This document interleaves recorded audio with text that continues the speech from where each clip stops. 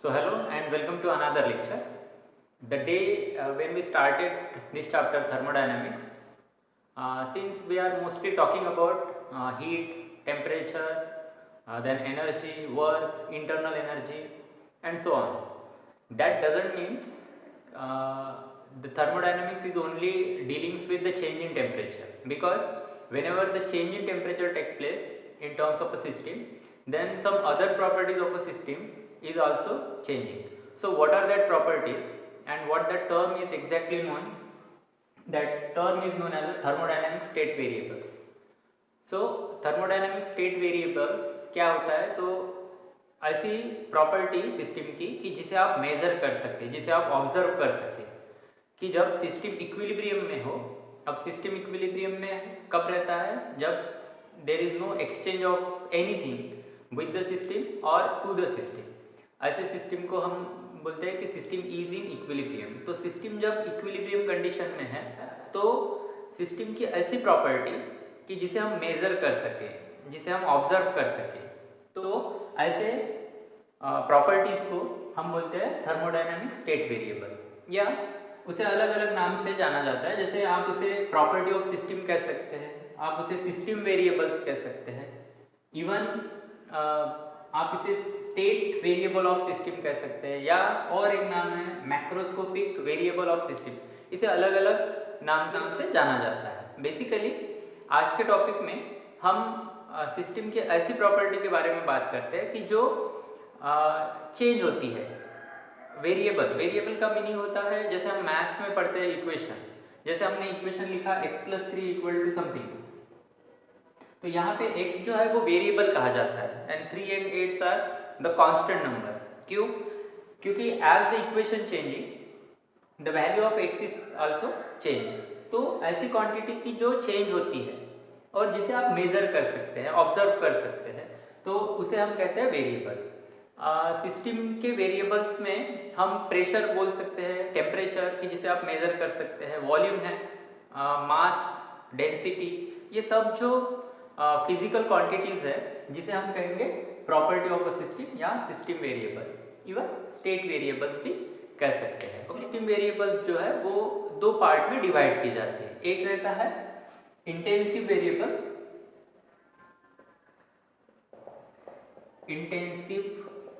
Variable,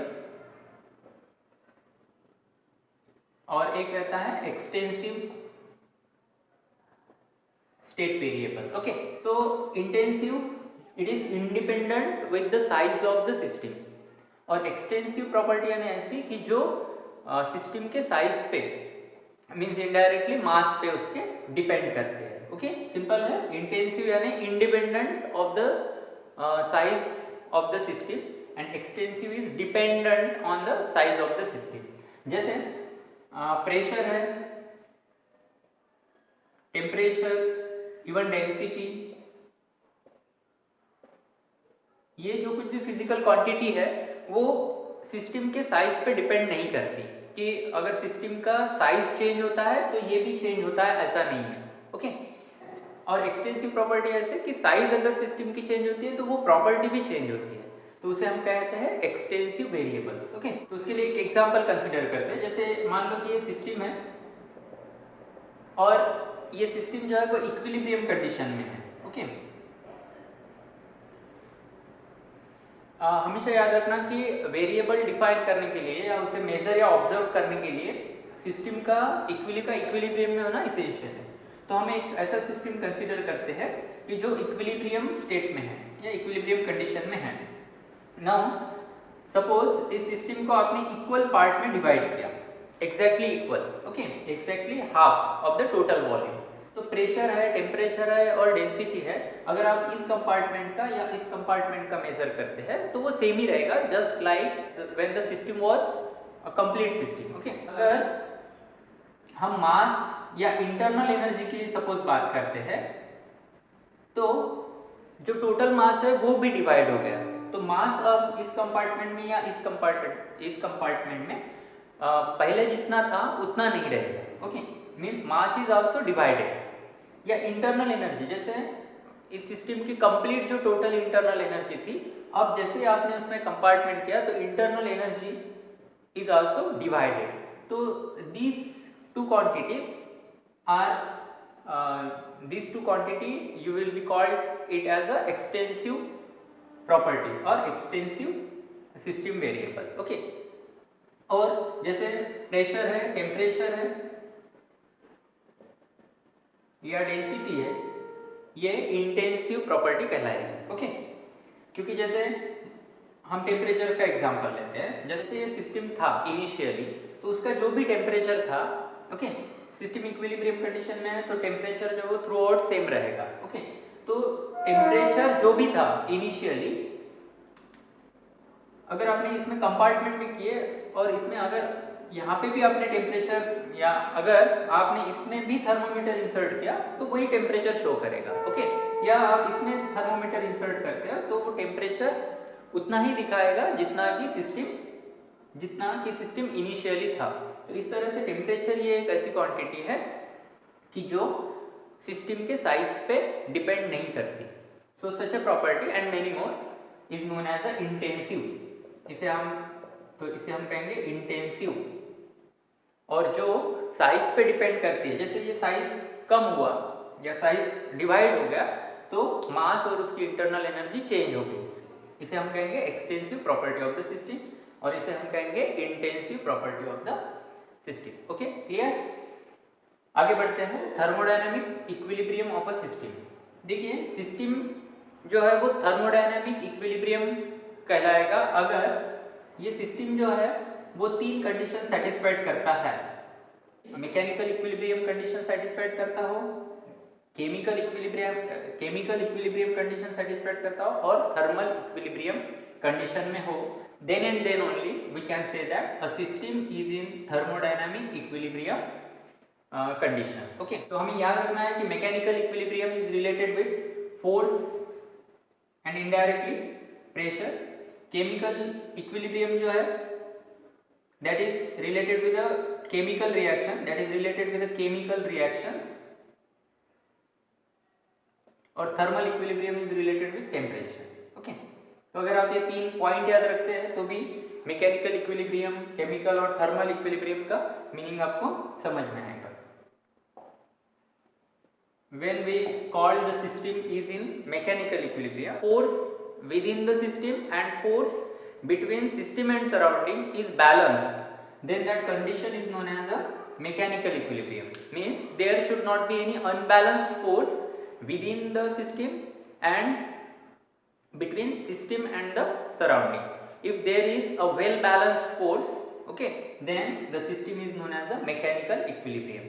या हम ऐसा भी बोल सकते हैं कि pressure with in the system and the pressure between system and surrounding. Okay, जैसे ये सिस्टम है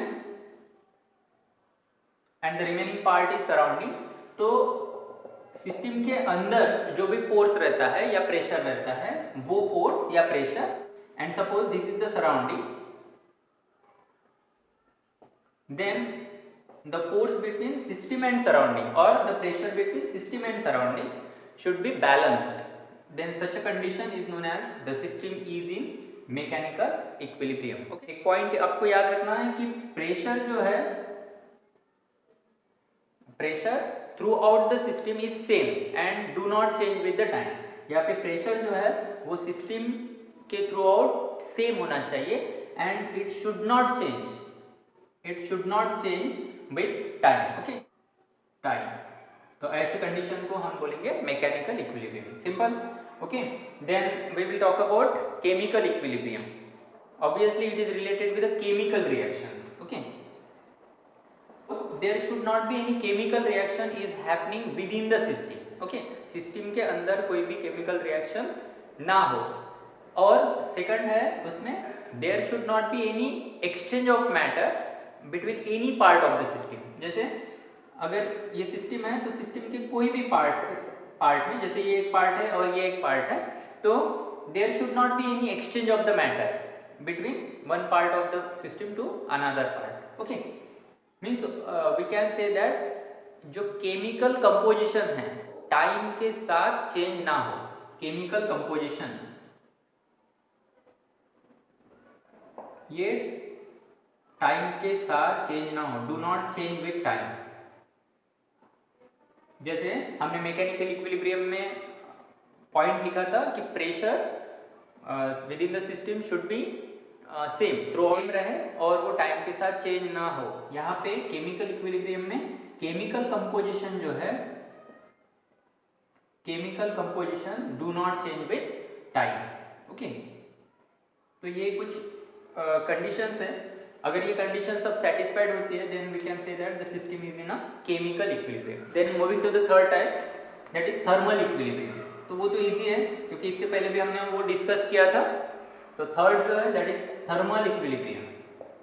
तो obviously it is related with temperature. Okay, so the system is said to be in thermal equilibrium when the temperature throughout the system is same and do not change with the time। तो ऐसे condition को हम बोलेंगे thermal equilibrium. If all these three conditions means mechanical equilibrium, chemical equilibrium और thermal equilibrium, ये तीनों कंडीशंस अगर सिस्टम साइमल्टेनियसली सेटिस्फाइड करती है then we can say that the system, the given system is in thermodynamic equilibrium condition। okay, तो ये छोटे छोटे टॉपिक्स है। उसके बाद है इक्वेशन ऑफ स्टेट। देखिए ये जो थर्मोडायनामिक्स स्टेट वेरिएबल्स है that we earlier discuss, that help us to describe the equilibrium state of the system. That means अगर कोई भी आप स्टेट वेरिएबल्स लेते हो और उसे आप मैथमेटिकली एक्सप्रेस करते हो by means of some equation, then by using that equation and plotting some graph between that variables you are able to describe the nature of the system. जैसे अगर हम आइडियल गैस इक्वेशन कंसिडर करते हैं तो ideal gas equation आपको पता है कि PV इक्वल टू nRT। तो यहाँ पे ये जो कुछ भी हमने इक्वेशन लिखा that is the equation of state for the ideal gas. Okay, अगर हम आइडियल गैस को हम सिस्टम कंसिडर करते हैं अपनी, so it will be the equation of the state for the given system. Okay, तो जैसे ये आइडियल गैस है का इक्वेशन हमने लिखा है यहाँ पे PV equal to nRT, that is the equation of state for this particular ideal gas की, जिसमें n जो है वो नंबर ऑफ मोल है for the fixed mass of gas, जो भी आपने अमाउंट ऑफ गैस लिया है उसका number of moles, R is the gas constant है। बाकी जो तीन क्वांटिटी है आप उससे फैमिलियर हो, जैसे प्रेशर है, pressure of the gas, volume of the gas and the temperature of the gas. तो यहाँ पे अगर हम ये दो क्वांटिटी की बात करते हैं, फॉर एग्जांपल प्रेशर और वॉल्यूम, ये दो क्वांटिटी की बात करके हमने सपोज एक ग्राफ प्लॉट किया, तो जो भी ग्राफ का नेचर रहेगा वेदर इट इज कर्व और व्हाटएवर भी, तो वो ग्राफ के नेचर से, जिसे हम PV डायग्राम कहते हैं, प्रेशर वॉल्यूम डायग्राम, तो अगर हम वो ग्राफ प्लॉट कर पाते हैं तो उस ग्राफ के नेचर से हम उस सिस्टम का मींस इनडायरेक्टली इस आइडियल गैस का नेचर डिस्क्राइब कर सकते हैं कि कौन सी क्वांटिटी वेरी होती है, कितने से वेरी होती है, कि जैसे उसका बिहेवियर क्या है, उस गैस का बिहेवियर क्या है, वो कॉम्प्रेस हो रही है या एक्सपांड हो रही है, तो वो हम नेचर जो है वो डिसाइड कर सकते हैं after plotting the PV diagram. Pressure और वॉल्यूम डायग्राम से हम उसका नेचर पता कर सकते हैं। Okay, so such a equation is known as a equation of state. तो इक्वेशन ऑफ स्टेट को आप डिफाइन इस तरह से करेंगे, it is the mathematical expressions और the mathematical equations that relate the state variables. Okay, हम अगर ये दो वेरिएबल कंसिडर करते हैं तो कोई भी दो वेरिएबल में आप रिलेशंस फाइंड आउट कर सकते हैं, जैसे प्रेशर और वॉल्यूम ले सकते हैं, या प्रेशर और टेम्परेचर ले सकते हैं, या इवन V और T। तो इस तरह से आप अलग अलग वेरिएबल्स लेके ग्राफ जो है वो प्लॉट कर सकते हैं। डिस्कस करते हैं PV diagram. First law of thermodynamics में एक इक्वेशन देखा था वर्क डन का, that work done is integration of dW, that is P into dV with the limits of volume initial, final volume, okay, Vf और Vi और Vf, okay।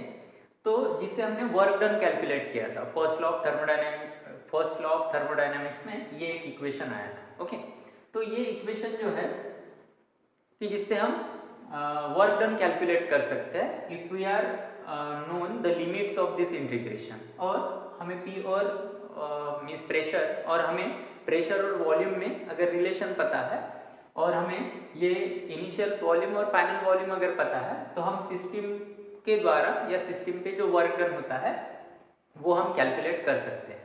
अब same equation अगर आपको पीवी डायग्राम से represent करना है in by taking the system as a ideal gas, okay, तो वो हम रिप्रेजेंट कर सकते हैं पीवी डायग्राम से। तो पीवी डायग्राम में जो कर्व बनता है, तो कर्व के नीचे जो भी एरिया ऑक्यूपाई होता है that area is also representing a work done, okay. Means in short कि आप इक्वेशन ऑफ स्टेट को या इक्वेशन को ग्राफिकली रिप्रेजेंट कर पाते हैं पीवी डायग्राम से। जैसे हम एग्जांपल के तौर पे वही हम आइडियल गैस लेते हैं या एक गैस का एग्जांपल लेते हैं। यहाँ पे जो वर्क डन होता है it is just because of the change in volume of the system, okay. हमने वो फर्स्ट लॉ ऑफ थर्मोडायनामिक्स में देखा था। तीन पॉसिबिलिटीज है। एक तो उसका एक्सपांशन करेंगे हम कि जिसकी वजह से प्रेशर जो है वो वेरी करेगा, प्रेशर विल चेंज या वेरी। सेकंड, अगर हम गैस को मीन्स सिस्टम को कॉम्प्रेस करते हैं, मीन्स कॉम्प्रेशन वाले केस हम अगर लेते हैं उसमें भी प्रेशर वेरी होगा, pressure will very means pressure change होगा। और थर्ड हम केस ऐसे लेते हैं कि उसमें भी एक्सपांशन होगा without varying the pressure, means pressure जो है वो कांस्टेंट रहेगा, प्रेशर विल कीपिंग कांस्टेंट। तो ऐसे ये तीन केसेस में हम पीवी डायग्राम जो है वो डिस्कस करते हैं। तो कंडीशन इस तरह से रहेगी कि this is the cylinder containing a gas as a system और ये पिस्टन है। तो ये गैस जब एक्सपांड होगी तो जिसकी वजह से ये पिस्टन जो है वो आउटवर्ड डायरेक्शन में मूव होगा, that means pressure is decreasing. तो यहाँ पे प्रेशर जो है वो डिक्रीज होगा and obviously the volume of the gas is increasing. Pressure decrease हो रहा है एंड वॉल्यूम जो है वो इंक्रीज हो रहा है। So by assuming this two condition कि प्रेशर डिक्रीज हो रहा है और वॉल्यूम इंक्रीज हो रहा है and suppose we are trying to plot the graph as a PV diagram, तो ग्राफ का नेचर इस तरह से रहेगा, ओके। तो एक्स एक्सिस पे हम वॉल्यूम कंसीडर करते हैं और वाई एक्सिस रिप्रेजेंट कर रहा है प्रेशर। तो वॉल्यूम इंक्रीज हो रहा है means suppose it is V1 और यहाँ पे V2 है कि जिसके लिए V1 to V2 volume is increasing from V1 to V2, okay. इस तरह से वॉल्यूम इंक्रीज हम शो करेंगे। तो V1 के लिए सपोज प्रेशर जो था वो हम यहाँ पे कुछ प्रेशर की क्वांटिटी होगी, तो V1 के लिए इतना प्रेशर था इनिशियली। अब प्रेशर जो है वो डिक्रीज हुआ कि जब वॉल्यूम चेंज हुआ, means V1 to V2 volume increasing, तो प्रेशर डिक्रीज हो रहा है। तो इस तरह से यहाँ पे ये प्रेशर जो है वो डिक्रीज हो रहा है। सो लेट दैट पॉइंट मिला और ये एक पॉइंट मिला। इस तरह से ये दो पॉइंट को अगर हम ज्वाइन करते हैं तो the nature will be the curve, okay. तो इसीलिए इसे पीवी डायग्राम को पीवी कर्व भी कहा जाता है। जो भी एरिया हमें मिला इस तरह से शेडेड रीजन जो भी है, that area below the curve is representing work here. तो यहाँ पे जो एरिया है shaded region in but the work, so work equal to area, which area, the area form below the curve, PV curve, okay, is positive greater than 0, क्योंकि यहाँ पे जो work हो रहा है that is by the system on the piston. तो work done by the system होता है तो हम पॉजिटिव कंसीडर करते हैं, ऐसे प्रीवियस क्लास में जैसे मैंने बताया। और आप ऐसे भी एज्यूम कर सकते हैं कि volume is increasing, that means work done is positive there, okay. तो इस तरह से एक्सपांशन के केस में ये दो बातें याद रखना है कि pressure is decreases, volume increases and thus it can be shown with the help of PV diagram. और यहाँ पे वर्क डन जो है वो पॉजिटिव ट्रीट करना। तो वर्क डन का जो इक्वेशन था यहाँ पे स्टार्टिंग में जो लिखा था that is integration of PdV will be positive, okay, Vi और Vf। केस है दैट इज अबाउट कंप्रेशन। तो कंप्रेशन में ये इस तरह से कंडीशन रहेगी। कंप्रेशन की कंडीशन में यहाँ पे इस तरह से हम अगर कंसिडर करते हैं कि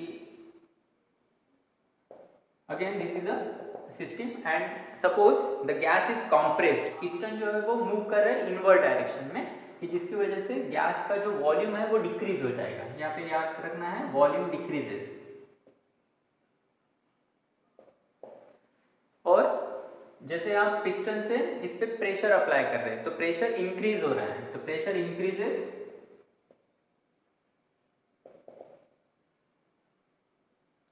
तो प्रेशर इंक्रीज